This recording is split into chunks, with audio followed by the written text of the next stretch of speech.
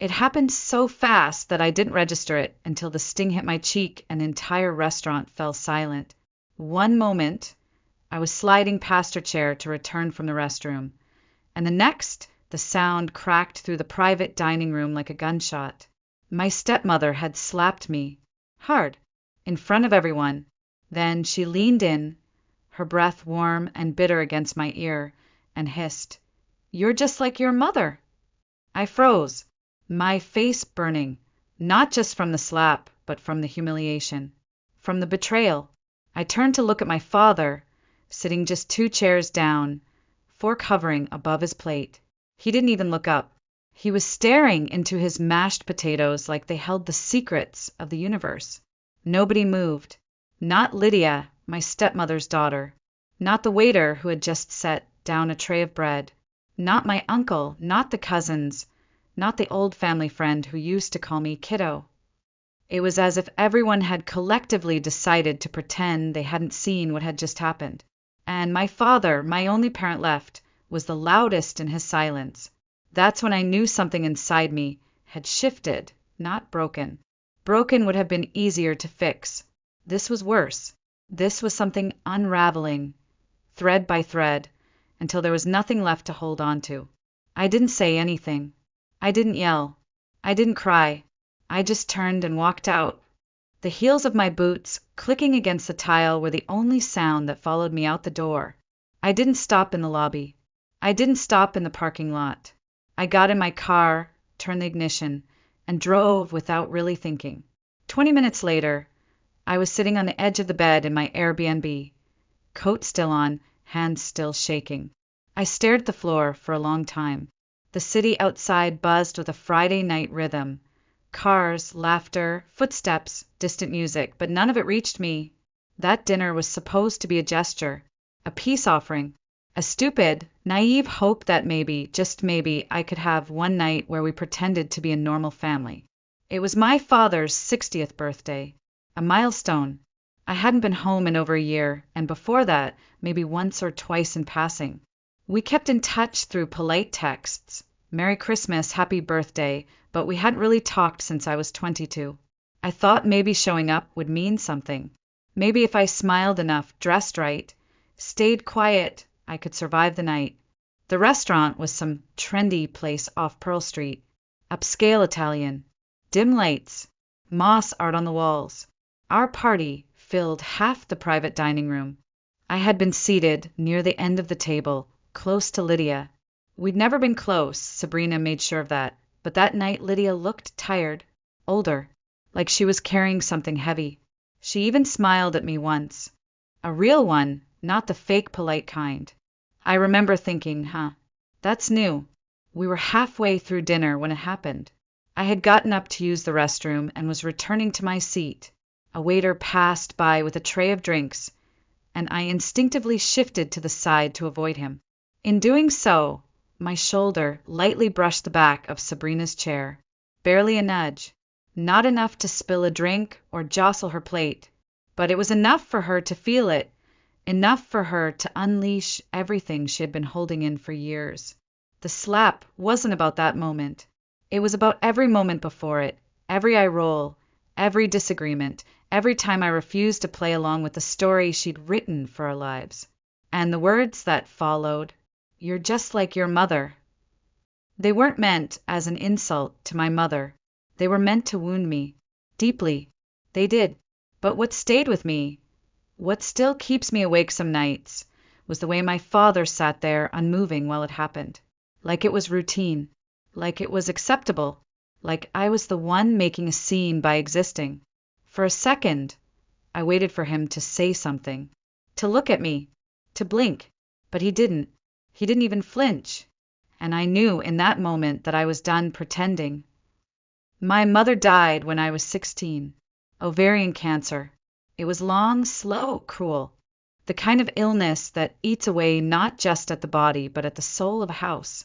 She held on as long as she could, always smiling through the pain, still packing my school lunches and tucking notes into my coat pocket that said things like, "Be kind today," or "Don't forget how bright you are."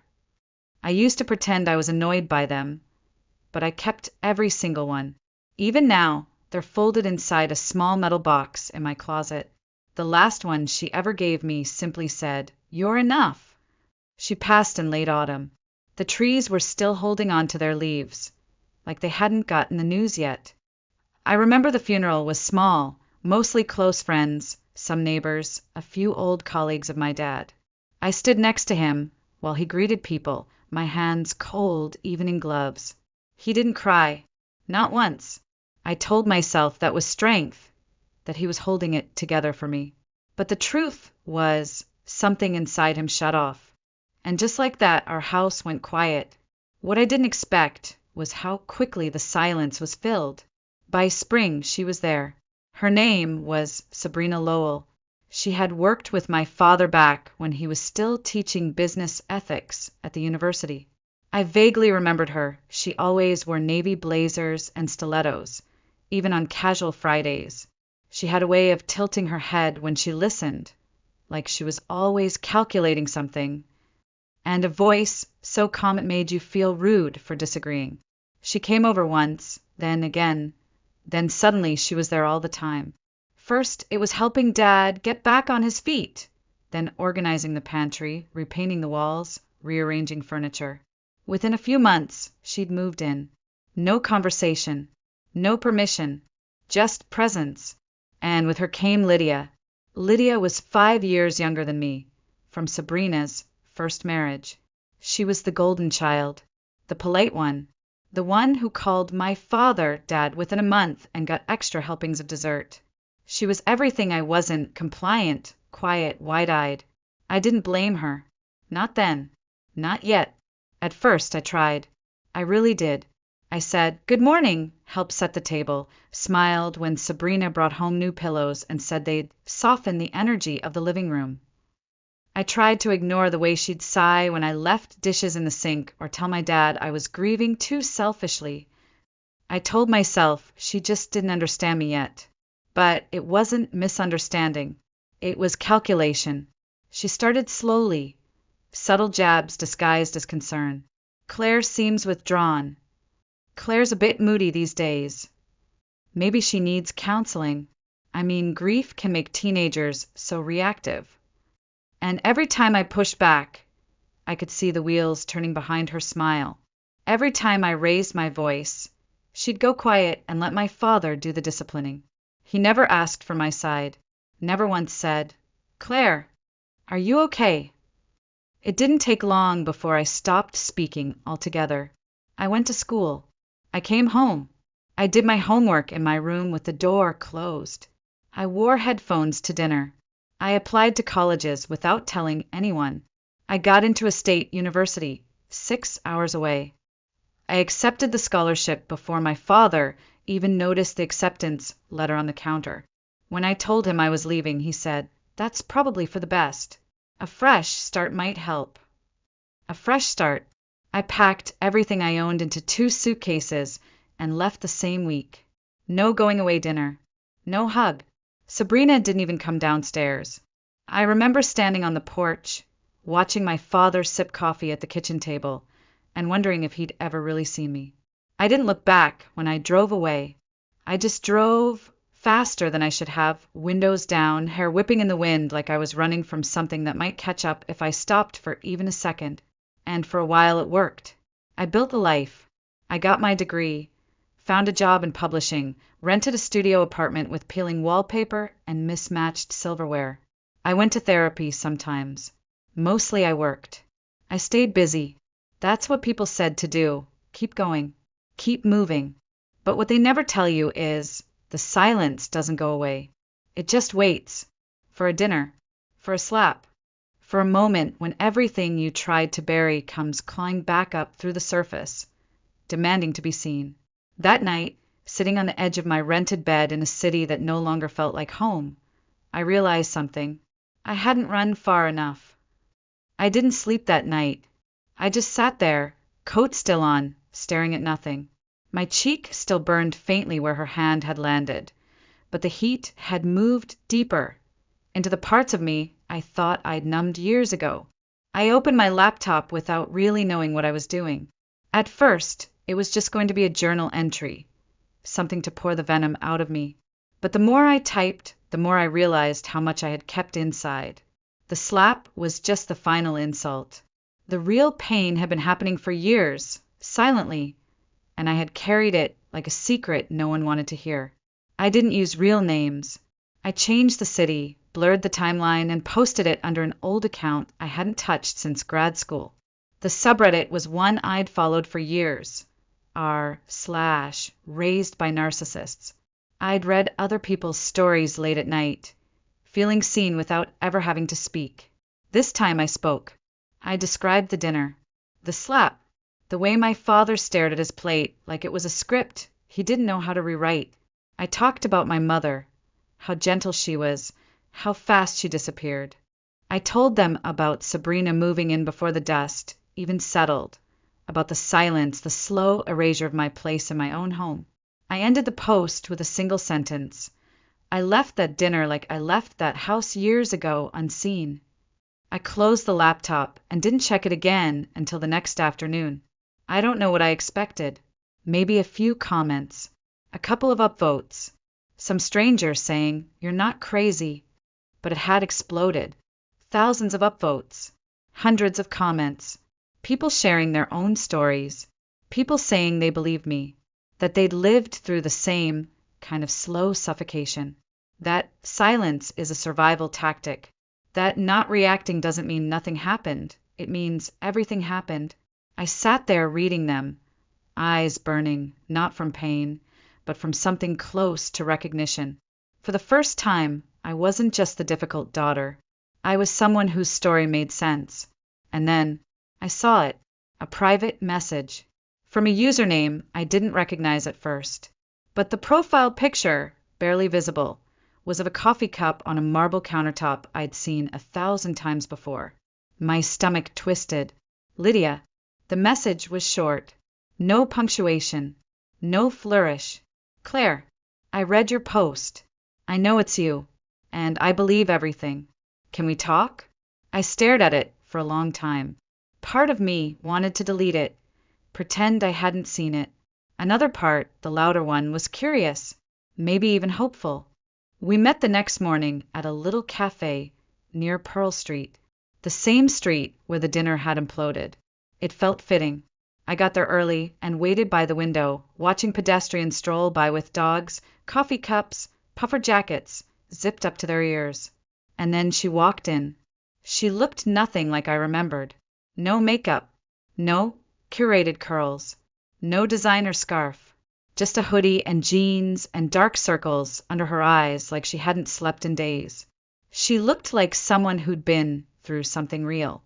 She sat down across from me without a word. And for a moment, we just stared at each other. Two people who had grown up in the same house but never shared the same version of it. Then she spoke. "I didn't know," she said softly. "Not really." I didn't say anything. I didn't trust my voice to hold steady. She always acted different around me. I thought she was just strict with you, or that maybe you were just difficult. That's what she said. She said a lot of things, I said. Lydia nodded slowly. But that night, when she slapped you, something cracked. Everyone saw it. The way she looked at you, like you were a threat, not a person. And Dad, he didn't even blink. That's when I knew this wasn't about a chair. It never was. It wasn't an apology. It didn't need to be. It was something better. An alignment. A fracture finally acknowledged.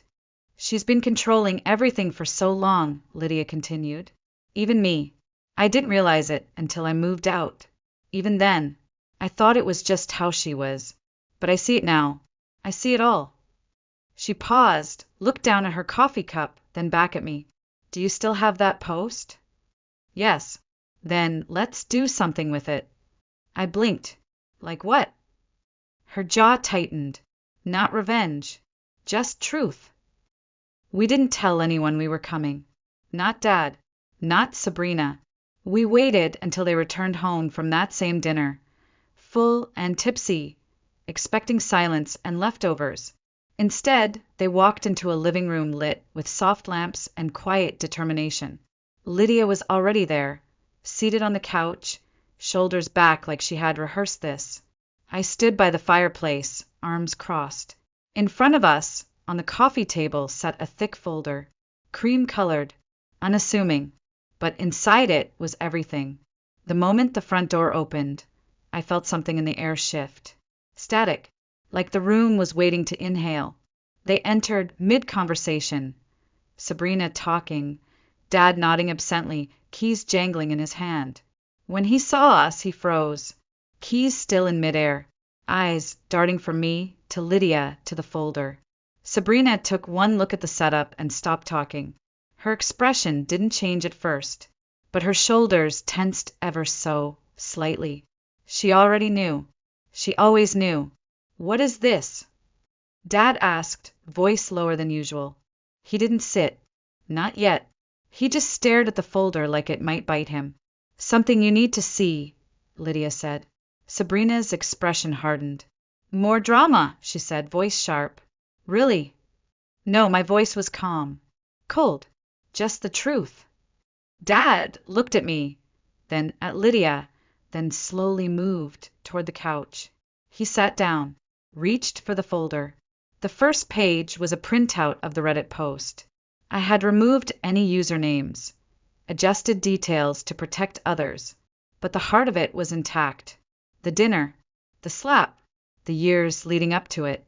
He read in silence, page after page, each word draining the color from his face. His hands trembled slightly as he turned the sheets.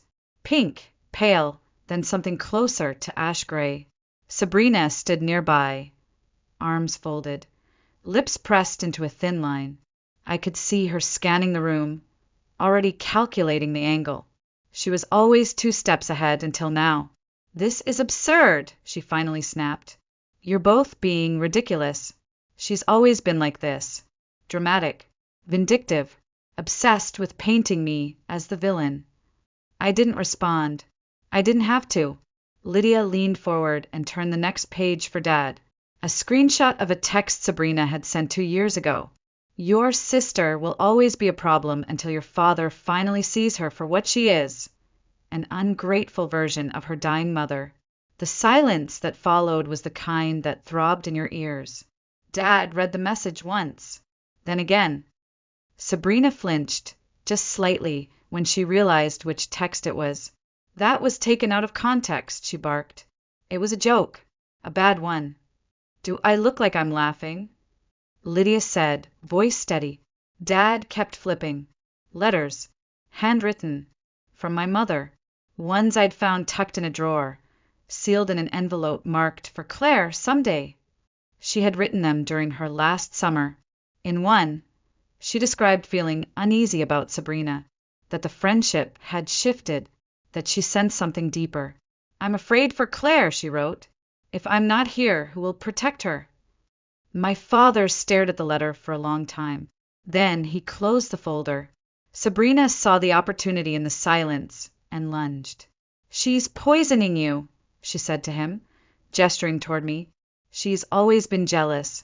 She's held on to this twisted version of the past because she can't move on." "She didn't slap herself," Lydia said quietly. Sabrina's eyes narrowed. "You're siding with her now? Don't think I haven't noticed how cold you've been lately." Her tone had shifted, less defense, more offense. It was her signature pivot. Divide and conquer. "I'm not siding," Lydia said. "I'm remembering." And then she looked at Dad. "That night," she said, "was the first time I saw who you really are. The way you looked at Claire. Or didn't. Like it was normal. Like she deserved it." Still, Dad said nothing. His jaw clenched, his breathing shallow. Then finally he stood. Not fast, not dramatic. Just stood, like someone shedding an invisible weight. He turned toward Sabrina. "You told me Claire was exaggerating," he said. "That she was difficult. That she couldn't accept you because she was angry at the world. She was—" Sabrina spat. "She left because she couldn't stand not being the center anymore." "She was 16, he replied. Sabrina's face twisted. "I gave everything to this family," she said. "You think I tolerated her attitude. Your silences, Your guilt for fun? I carried this house while you wallowed." He didn't respond. She waited. Still nothing. And then she picked up her purse. "This is pathetic," she said, voice shaking now. "I'm done here." She walked out, slammed the door behind her. The sound echoed. It didn't feel triumphant. It felt final. Dad sat down slowly. Lydia curled into the corner of the couch like she used to when she was a kid.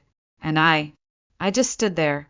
For the first time in years, I didn't feel the need to explain, to defend, to beg for someone to believe me. Everything had already been said. But the hardest part was just beginning. We didn't hear from her for a few days. The house was quiet in the way old houses get quiet when something ugly has finally left. Less haunted, but not healed.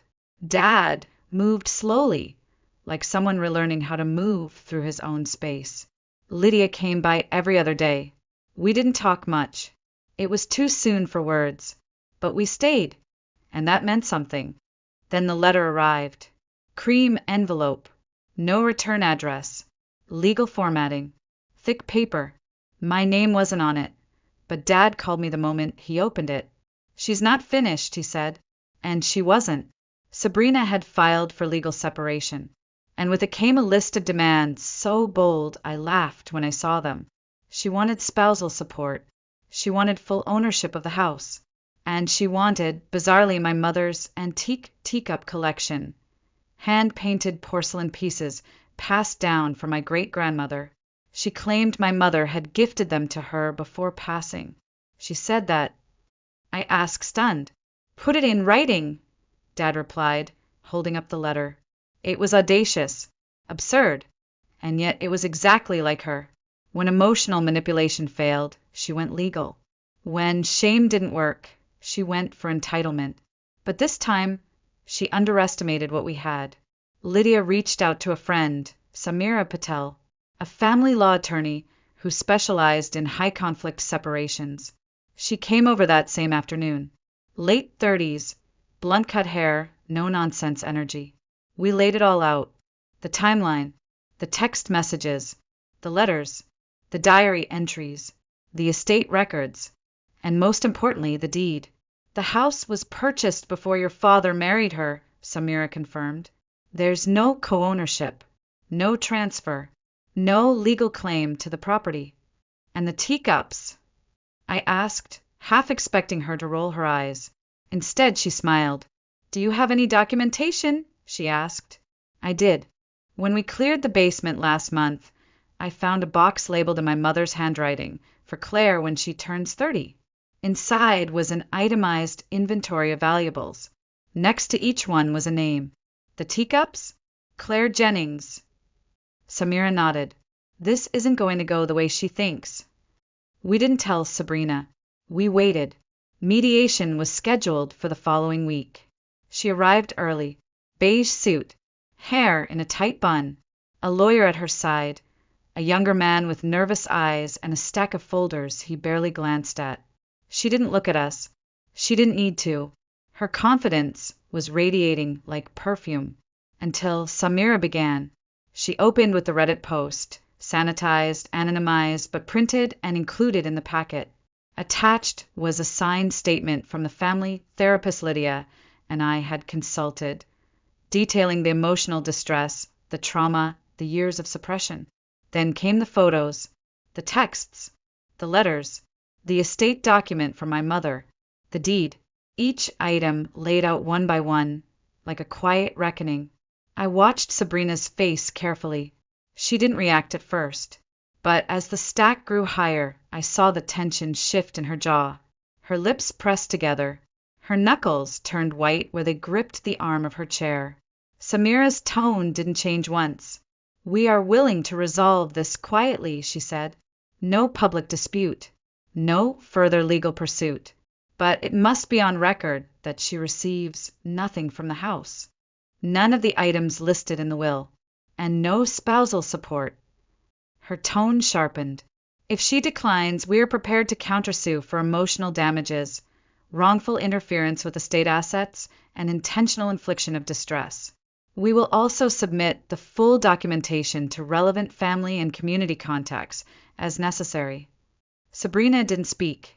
Her lawyer leaned toward her, whispered something. She didn't look at him. She looked at my father, who didn't look back. That was the moment. Her mask cracked, not from guilt, not from sorrow, but from realization. There would be no negotiation, no spinning, no performance. This was the end. She nodded once, and just like that, it was over. The weeks that followed were quiet, not empty, just still, like the dust had finally settled. But instead of revealing ruins, it showed the shape of something we hadn't really seen before. What we'd lived in for years wasn't a home. It was a performance, and the curtain had finally dropped. Sabrina moved out of town. We heard she was staying in a condo near Lakewood, spinning her side of the story to whoever would listen. But fewer people were listening now. Too many had seen the truth. And the house changed. Dad started therapy. Voluntarily. He called me once a week, sometimes twice. We didn't always talk about deep things. Sometimes it was just about the weather, a memory of my mom, or a recipe he tried and ruined. But something about the way he listened now, present, open, felt like the father I used to imagine he could be. Lydia and I grew close in a way I never expected. We were never meant to be sisters, not in the world Sabrina tried to build. But once we stripped that version away, we found something real.